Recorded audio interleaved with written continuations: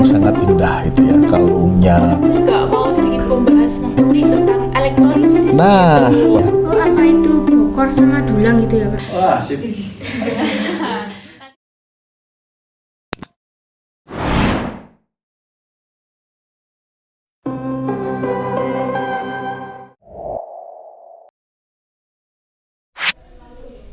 Halo semuanya, perkenalkan kami dari perwakilan tim Katalis UM dengan saya Kenza Zahira dan rekan saya Nafisa Khairunisa. Saya Berliana Indah Panulatsi. Hari ini, pada pertemuan ini kita akan melanjutkan materi tentang elektrokimia, yakni pada materi sel elektrolisis. Nah, kali ini kita ditemani oleh narasumber kita yang tidak kalah hebatnya. Beliau adalah salah satu dari tim dosen Katalis UM, di mana beliau yakni Bapak Munzil SPD MSI.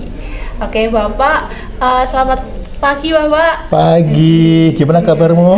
Alhamdulillah. Wah, ceria banget nih ya. Alhamdulillah bisa ketemu ya. Oke. Bapak baik Bapak. Alhamdulillah baik. Setelah keliling-keliling, nih mumpung kita sempat ya, kita bisa ngobrol ya. Bapak kesibukannya akhir-akhir ini lagi ngapain aja nih Pak? Ya, kegiatan utamanya di samping ngajar, ikut ke conference ya, kemarin dari Bogor, Bandung, kemudian di Bali. Dari Bali. Ngomong-ngomong masalah Bali nih Pak, akhir-akhir ini kayaknya kebudayaan Bali itu lagi booming-boomingnya ya. Mungkin gimana nih tanggapan Bapak? Ya, Bali itu memang sebuah pulau yang sangat indah ya.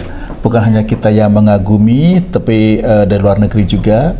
Dan yang sangat bagus itu adalah bukan sekedar fisik pulaunya, tapi budayanya, adat-adatnya, upacara-upacaranya. Wah, itu sangat-sangat senang sekali saya melihat banyak pemanfaatan lingkungan sekitar ya, terutama pernik-perniknya yang sangat indah itu ya, kalungnya, pakaiannya serba indah lah pokoknya, makanya main-main ke sana ya.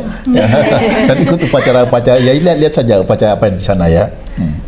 Jadi upacaranya itu khas banget gitu ya? Khas banget, yang nggak ada tempat lain. Kemarin tuh kalau nggak salah kita sempat kayak seperti perlengkapan upacaranya gitu, apa ada yang menarik? Maksudnya itu apa emang berbeda gitu Pak? Karena kalau dari berita yang beredar nih Pak, kayak selain karena upacaranya sangat beragam, ternyata perlengkapan dari mereka pun juga punya khas sendiri gitu loh. Iya, ada aspek ada alat-alat tersendiri yang dia pakai, dan senangnya kok bagus banget ya, peraknya kelihatan banget, ininya banget gitu ya. Itu menarik sekali gitu. Saya lupa apa namanya itu benda yang dipakai itu ya. Oh, apa itu bokor sama dulang gitu ya, Pak? Nah, betul. Iya. Itu bagus banget, mengkilap dan peraknya bagus gitu ya. Iya kan, itu kan dari Kuningan ya Pak ya? Iya, Kuningan. Disepuh Ya, gitu betul, ya? disepuh betul. Ya, jadi kayak dilapisin ya. Kalau bahasa kimianya itu di elektrolisis lah ya. Iya. Ya. Menarik banget ya ternyata. Wah, karena kebetulan ya hari ini kita juga mau sedikit membahas mengkulik tentang elektrolisis Nah, gitu. bagus banget, cocok sekali kalau itu buat contoh ya, dari fakta yang sudah ada ya, bagaimana kita menerapkan ilmu elektrolisis itu untuk pelapisan benda-benda yang kita butuhkan. Kira-kira mungkin dari Bapak apakah bisa memberikan sedikit informasi tentang apa sih Pak elektrolisis itu Nah, gitu? oke, bagus. Berbicara elektrolisis ini ya, di masyarakat sudah sering dikenal kok ya. Kalau kalian jalan-jalan, mungkin di pasar-pasar itu ada, mana coba cincinmu, punya emas nggak? Saya Wah, nggak tahu. ya kan ada tuh penyepuhan gitu ya, mas-mas yang sudah agak disepuh gitu. Kamu lihat itu orang-orang menggunakan prinsip elektrokimia sebenarnya yang dipakai, atau kalau di bengkel-bengkel ada pengekruman, sehingga pelek sepeda motor itu menjadi lebih mengkilap lagi ya. Itu kan proses elektrolisis yang dipakai. Ya, jadi proses elektrolisis itu sebenarnya sebuah proses di mana kita memanfaatkan energi listrik supaya terjadi proses kimiawi. Ya, jadi secara sederhananya kalau saya punya, nah ini misalkan ya, saya punya cincin, saya nggak pakai cincin ya, sudah mau bawa tadi lupa saya ya, biasa saya pakai ake ya. Saya ingin kamu memberikan kamu cincin yang besi dalamnya tapi dilapisi dengan perak. Nah, udah ini aja. Nanti kita tinggal di elektrolisis, peraknya dilapisin. Nah, bingung kan? Masa dicat? Nah, enggak toh. Nah, itu proses kimiawi, ya. Jadi prinsip dasarnya kita hanya menyiapkan larutan perak, kita kasih listrik, ya. Peraknya Ag plusnya itu akan mengalami reaksi reduksi dari Ag plus, kita tangkap dalam sebuah elektroda, maka dia nempel di sini dan hasilnya pasti bagus karena pasti homogen, tidak perlu diamplas lagi karena merata. Itu proses elektrolisis. Jadi prinsip dasar elektrolisis itu adalah reaksi kimia yang diintroduction atau yang di-trigger dengan menggunakan energi listrik. Ya, berbeda dengan sel volta, tahu kan ya? Iya. Coba bateraimu itu ya, atau yang ini atau baterai handphone itu kan kita cas dulu, setelah itu kita pakai ya. Iya. Nah, ada kenal baterai litium, baterai apa kan? Oh iya, yang ada bisa ada tandanya gitu. Nah, makanya kalau beli apa itu lihat dulu apa sih, orang kimia harus tahu gitu ya. Nah, itu kenapa listrik terjadi? Padahal kan nggak ada aliran listrik toh. Nah, itu proses kimiawi menjadi listrik. Itu dalam sel volta. Nah, kebalikannya listrik energi kimia menjadi reaksi kimia itu pada sel elektrolisis. Oh gitu. Jadi kalau sel volta itu dari energi kimia menjadi listrik, kalau sel elektrolisis Iya. dari listrik menjadi kimia. Iya, gitu ya. Apa perlu saya jelaskan rupanya ya? Ini kan Anda tertarik sekali ya. Perlu saya jelaskan ya? Gimana? Iya. Oke, Sangat menarik baik sekali, ya. Pak. Jadi kalau ini namanya sel elektrolisis, ya, di mana ada komponen-komponennya. Ini adalah sebuah larutan. Ya. Nanti di sini ada elektrode, ini ada elektrode, ya. Nah, kemudian ini ada sumber listrik. Nah, seperti ini, ya. Iya. Nah, yang biasanya power supply begitu ya, listrik dimasukkan. Supaya begitu listrik dimasukkan, nih, oke, saya ambil contoh misalkan larutannya CuSO4, ya. Nah, ini ada elektrode. Nah, kita terserah kita mau ambil elektrode apa paling bagus kita ambil elektrode inert ya. Coba kalau itu katakanlah saya ambil elektrode inertnya sini ya, apa itu karbon misalkan begitu ya, karbon. Nah, ini sama-sama inert. Nah, kita lihat apa yang terjadi pada proses ini ya. Ini sumber listrik kita masukkan, ini positif, berarti elektronnya lah bergerak dari sini ke sini kan ya. Ya, aliran elektronnya begini kan ya. Nah, oke. Nah, di dalam elektroda itu ada yang disebut dengan katoda, ada anoda. Itu hanya tempat ya.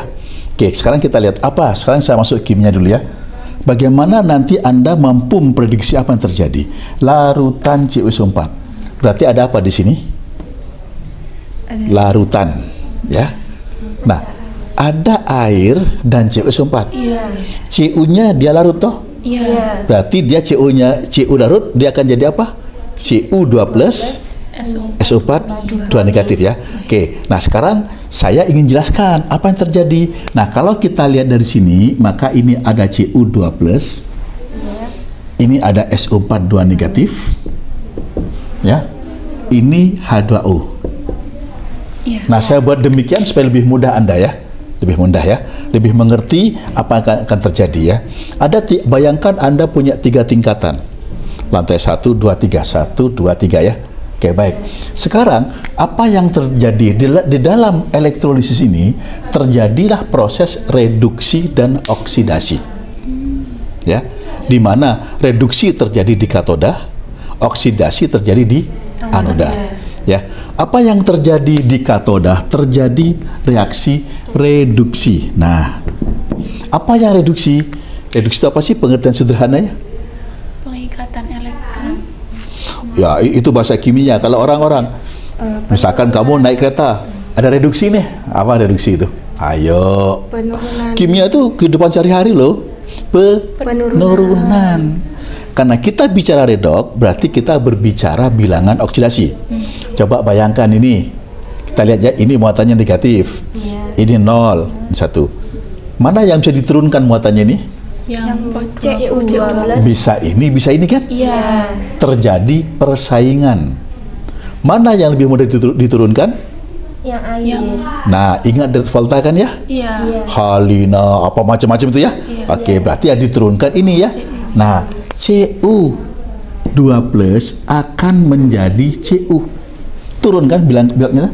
Iya, Pak. Butuh apa dia? Elektron. Elektron. Nah, butuh elektron plus elektron toh? Nah, ini. Nah, sekarang berapa elektron dibutuhkan? Nah, ini kan muatannya 2 plus. Kalau cuma 1 kan masih kurang toh? 1, iya. Berarti ini butuh 2 elektron. Ya kan? Kalau ini 1 mol, maka elektronnya butuh berapa mol? 2 mol. Nah, ini kan stoichiometri biasa ya. Iya. Nah, nanti di sinilah nanti kita akan berbicara dengan listrik. Elektron kan dari listrik, dari sini kan? Iya. Paham ya? Oke, baik. Nah, saya lanjutkan yang ini ya. Nah, sekarang ini dulu ya. Sekarang di anoda, apa yang terjadi di anoda? Terjadinya reaksi oksidasi.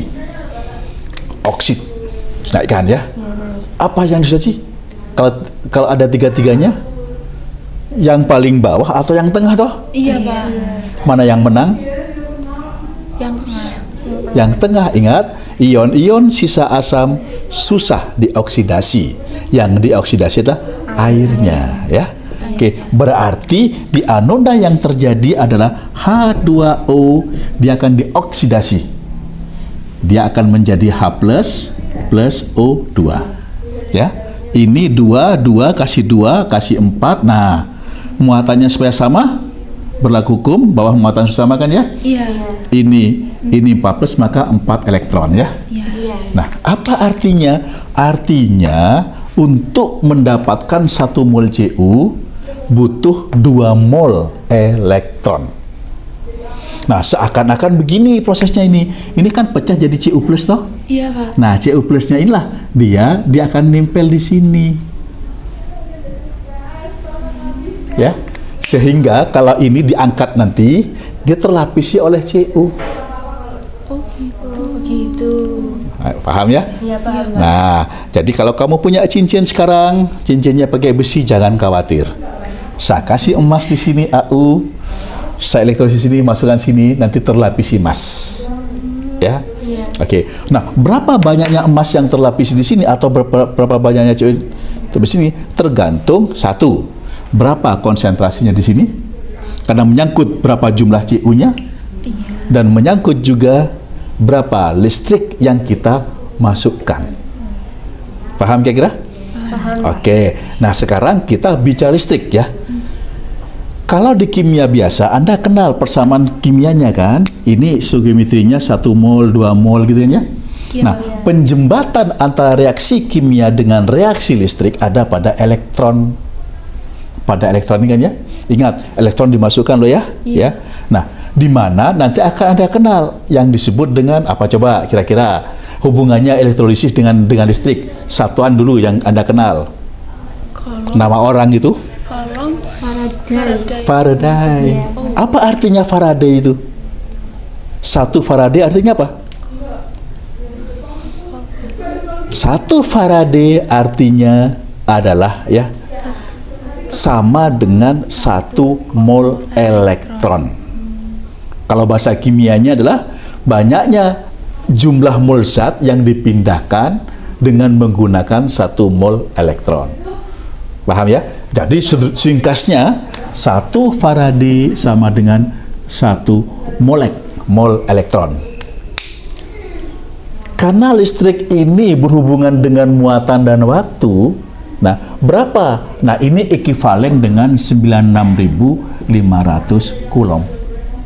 Di mana coulomb itu sama dengan I kali T.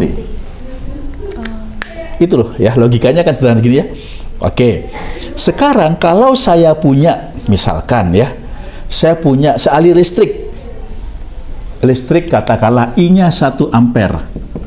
Biar mudah ngitungnya ya. Iya, Pak. Coulombnya waktunya saya kasih 965 detik. Ya kan? Berapa coulombnya ini? Kan 965 coulomb toh? Iya. Berapa Faraday dibagi dengan 96.500 toh? Berapa ini? 0,01 Faraday kan? Iya betul. Iya. 0,01 Faraday jadinya kan ya? Iya. Ini kan coulomb. Jadi coulomb ya. ini sama dengan, oh ya betul, ini jadi Coulomb, ini kan jadi Faraday toh? Iya. Nah, coba kalau 0,01 Faraday sama dengan berapa mol elektron? 0,01 Iya, pinter. 0,01 mol elektron. mol elektron. Nah, kalau ini saya masukkan ke sini, Iya. ya kan? Iya. Berarti satu lagi ya supaya mudah ya. Cu2 plus 2 elektron dia jadi Cu. Berarti kalau ini 0,01 mol, ini berapa Cu-nya di sini? 0,005 0,01 dibagi 2. dibagi 2. Mol Cu. Iya. Mol Cu ya. Berapa beratnya? Beratnya Udah tinggal kalikan aja, mol kalikan AR-nya. iya. Iya. Itu prinsip ya. Nah, ini secara rumus, secara matematik dirumuskan dengan hukum Faraday 1. Di mana dirumuskan apa itu? Yang rumusnya adalah Ayo. W sama dengan EI IT per 96.500. Ini yang tadi kita hitung toh. Iya, Pak. Ini ekivalennya. Ekivalen dalam redoks 1 ekivalen itu adalah besaran muatan ion yang setara dengan 1 mol. Jadi kalau Cu2 plus ini berapa ekivalen? Ini kan 2. Iya. Berarti 2 ekivalen.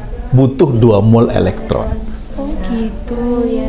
Nanti Anda coba pakai rumus sendiri dengan ini, masukkan begini atau bandingkan dengan cara logika saya, sama saja hasilnya.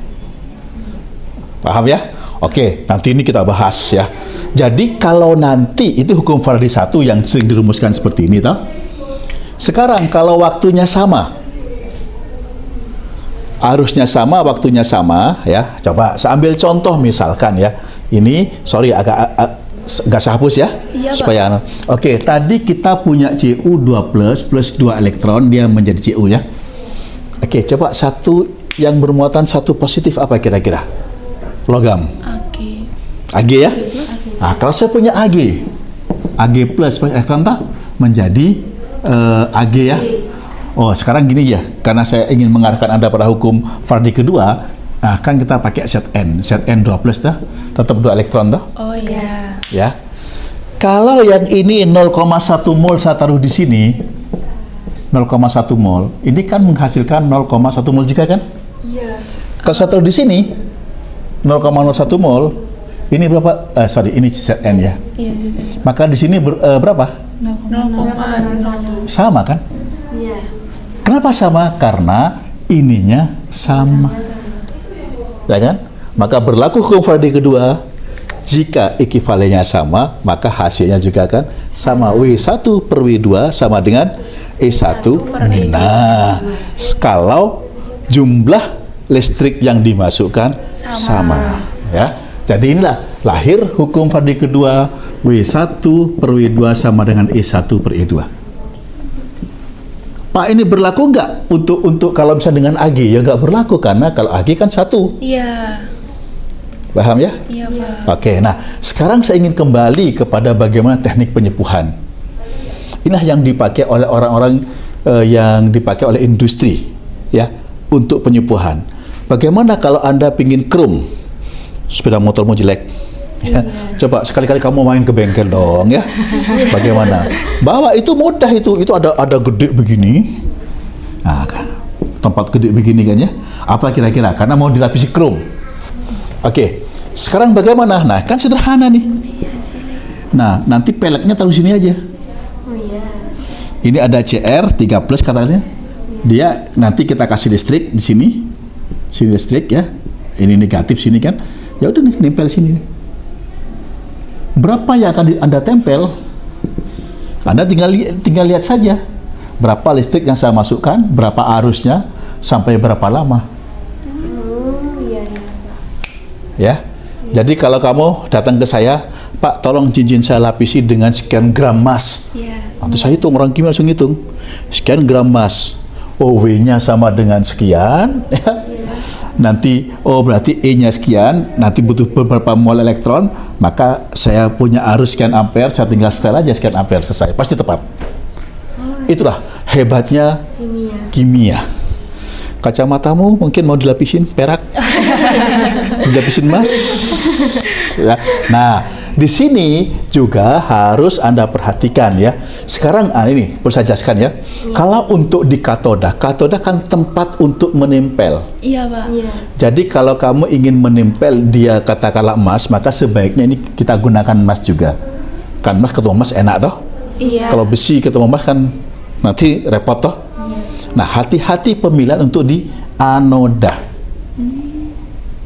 Ya. Oksidasi. Coba kalau saya kasih Fe di sini. Besi, apa yang terjadi? Kalau saya kasih besi, berarti di dalam ini paku ya. Iya. Berarti di sini ada Fe toh. Iya, Pak. Mana yang menang? Yang akan terjadi? Air atau Fe? Fe. Fe. Maka yang terjadi adalah Fe-nya teroksida. ini keropos. Oh, gitu. Dia membentuk Fe2+. Itu nanti apakah juga berpengaruh pada pelapisannya, Pak? Berpengaruh pada? Lapisannya. Nah, coba. Kalau bagus pertanyaannya. Pak, ini kan sama-sama positif. Iya. Pertanyaannya, mana yang akan direduksi?